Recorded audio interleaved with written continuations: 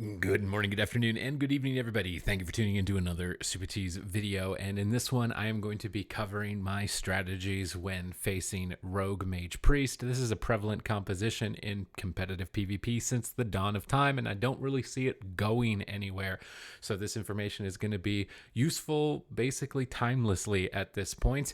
I've been having a lot of fun playing my Restoration Druid at the moment in patch 9.1, and in this video, I will be playing with a Retribution Paladin and an Arms Warrior. This is probably one of my #1 recommended compositions for anybody coming into PvP at the moment, whether they're at the beginner, intermediate, or advanced level, because it just provides a ton of durability, damage, and efficiency in PvP, and it's pretty straightforward. Just get in there, get a bunch of damage done, rotate your defensive cooldowns, and coordinate your stuns.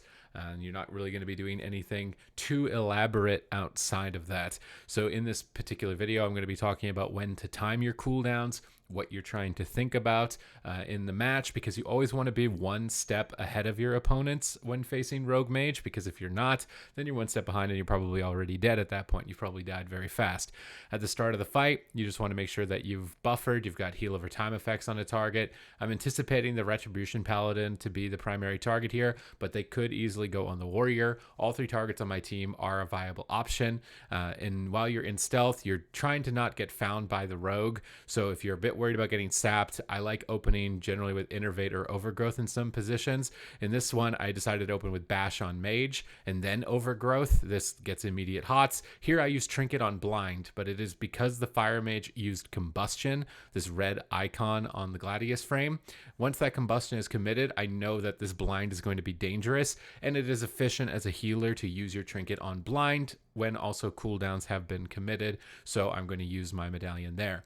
After we've survived that, I'll use Incapacitating Roar into Cyclone on the Rogue out of range of the Mage, so if the Rogue is attacking you, you want to drag the Rogue away. Keeping your distance is very important. You don't want the Rogue to be able to stun you and then almost immediately get back to the target that they want to attack. So in this position now, the Rogue is using Shadow Blades. This is a powerful Rogue cooldown, so my Warrior is going to use Intimidating Shout, which is an immediate crowd control, which prevents the target from doing damage to their target. And because of that, we really prevent a lot of damage. But against Rogue Mage, I don't want to be on top of them. And as the healer, you got to notice when they're starting to get on top of you, reposition. Here, I use Cenarian Ward, and you always want to combo your Swift Mend with your Cenarian Ward. This way, it will extend the duration, and Cenarian Ward is your most powerful heal. Even while you're in a kidney shot such as this and crowd controlled, the Rep Paladin, who I've the target of the Cenarian Ward, will likely easily survive. You want to be utilizing your Bash into Clone on damage dealers that come close to you. Focus your crowd control on members that come near you. Here is a Shackle coming out on my Rep Paladin, so I use my Dispel to remove that Shackle and tell my teammates that I've used my Dispel. This means that they should be worried about Polymorph potentially and focusing on stopping that. Here in this position, I start getting a little bit more aggressive. I wanted to go for a Shackle. This is a no-go. You don't want to be getting aggressive. Watch what's happened. I've walked into a stun. I've walked now into a Ring of Frost, and my Rep Paladin is going to have to Divine Shield. So as a healer, particularly against Rogue Mage, if you're playing a composition like this, you're going to want to just stay away from the fight. You might be able to find a moment to use a Shackle. Otherwise, as a healer, maybe you want to play a more efficient trinket is what I've started to notice. So maybe a proc trinket or a battle master in case you're worried about getting swapped to. Here I see the Mage blink on top of me, so I use Fleshcraft to prevent the polymorph. They interrupt it, and as an immediate punish for that, I want to cast a Cyclone. They use a stun lock to stop me from casting the Cyclone, which my Rep Paladin then uses Sanctuary. Here the Priest is on top of me. I'm uncertain if they're going to commit a Psychic Scream, so I use an Iron Bark on my Rep Paladin preemptively. And this is where things can get kind of dicey. When all three members of your team have no medallion to remove crowd control, you have to anticipate crowd control. But here comes our double stun. My Warrior says he's stunning the Priest, so I stun the Rogue. This immediately gets a cooldown from the Rogue. That is your main goal as a melee cleave. Here I'm expecting crowd control, so I Cenarian Ward. Because they've committed Blind and my Rep Paladin has no personal defensive cooldowns, I decide to Trinket and use Swift Mend.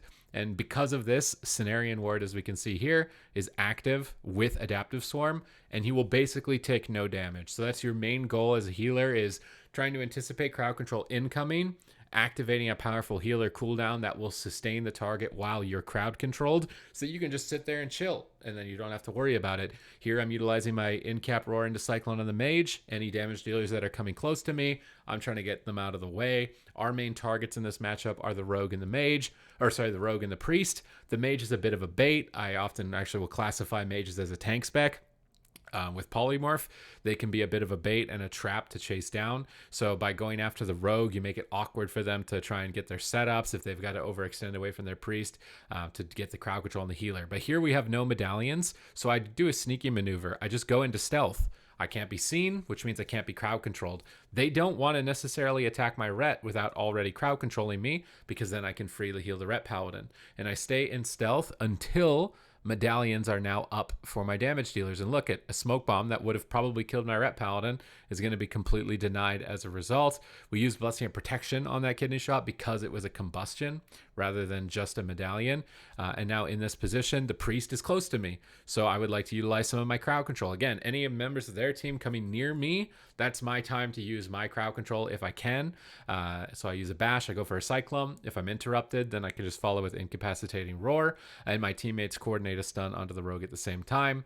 And now as a result, we're getting way more pressure. So just note that that one moment in the game earlier where I went in aggressive, it cost my team a lot. But now since then, we're ahead on mana, we're ahead on cooldowns, we've been getting very good setups. Here, my warrior's polymorphed, I'm in a Ring of Frost, and so my ret paladin is all alone. Then the ret paladin's going to have to use the medallion to escape the stun and trade a Shield of Vengeance or trade a Word of Glory if they have an Avenging Wrath proc.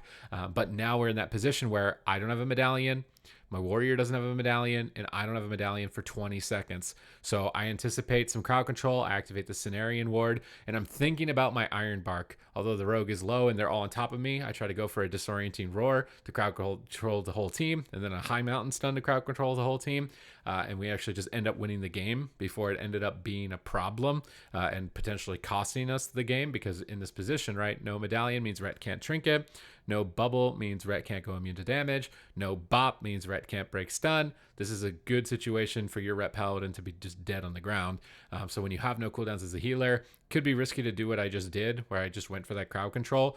May otherwise be better to just reposition away from the enemy attackers and get into a spot where your medallion is going to rotate up and be available again, so that this way you can activate a defensive cooldown and feel fortified. But what I've noticed on my Restoration Druid is that my main priority is to have Cenarian Ward on the target when I think I'm about to be crowd controlled, and to swift mend its duration. So if you've played Resto Druid, you might be thinking about swift mend like that's your big heal, right? You want to wait till a target is low health.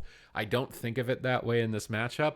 I think of it as extending the duration of Cenarian Ward so it can heal while I can't heal anymore. If you don't do it, you will not get to the point where you get to press swift mend to heal the target. And so that's kind of my main tactic at the moment, whether it's 2v2 or 3v3 on Restoration Druid, is to anticipate it and preemptively trade cooldowns with the Cenarian Ward. And because it's 30 seconds, it's not the biggest overcommitment, right? You'll still have an Iron Bark, you'll still have your target's personal defensive cooldowns, and this is generally the same idea for most matchups into Rogue Mage Priest, is that you want to cycle through your medallions one by one. When you've run out of medallions, you need to start preempting the crowd control, activating defensive cooldowns before their attack has been engaged. So you've got to look at the rogue's positioning. It's easier to preempt them by having a lot of distance and standing far apart. And that is going to be the main concept that you want. So if you're watching back on your own gameplay and you notice, why are we losing? And you just see everybody clumped together like this, that's likely the main reason why you're losing against Rogue Mage. But other than that, thank you very much for watching the video. If you enjoyed it, please leave it with a thumbs up. Comment down below with your thoughts and what you would like to see in future videos. Again, I'm always just trying to produce quality content to help everybody out there learn and push their ratings a little bit higher. If you really liked the content, then hit the subscribe button. It just helps me out greatly in building the channel so we can have as big of a community and help as many people as possible. Other than that, thank you very much for watching, and I will see you in the next video.